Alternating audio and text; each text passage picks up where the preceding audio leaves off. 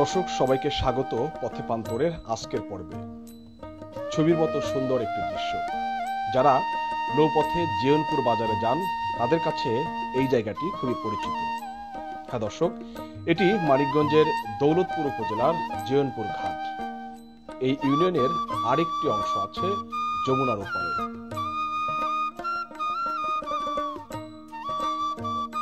এখানে দাঁড়িয়ে একটি বিষয় চোখে পড়ল আমার। নৌকায় উঠতে নামতে অনেক কষ্ট হয় মানুষের। বিশেষ করে বৃষ্টির সময় অনেকেই পা পিছলে নিচে পড়ে যাওয়ার কথাও শুনতে পেলাম স্থানীয়দের কাছে। জায়গাটি দেখে বোঝা যায় এটি আসলে ভাঙন কবলিত এলাকা, অথচ অল্প কিছু অংশে বালুর বস্তা কিংবা জিও ব্যাগ ফেললে ভাঙনের হাত থেকে রক্ষা পায় এই এলাকা অর্থাৎ ঘাটটি।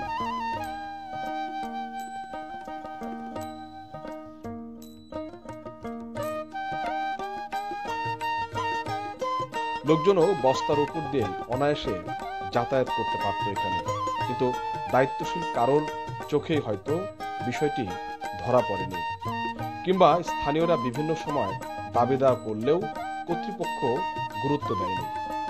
যাই হোক, ট্রলারে করে জাফরগঞ্জ বাজারের উদ্দেশ্যে রওনা হলাম আমরা।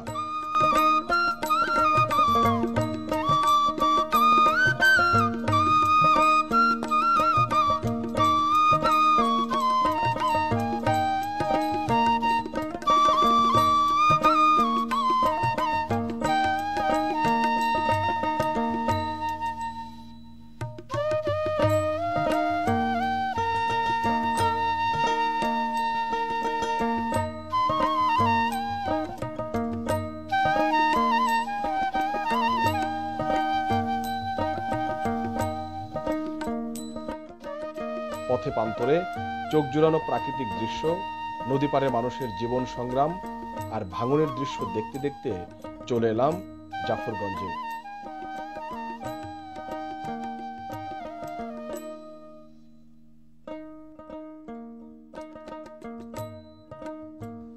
জাফরগঞ্জ বহু পুরাতন একটি নদী বন্দর।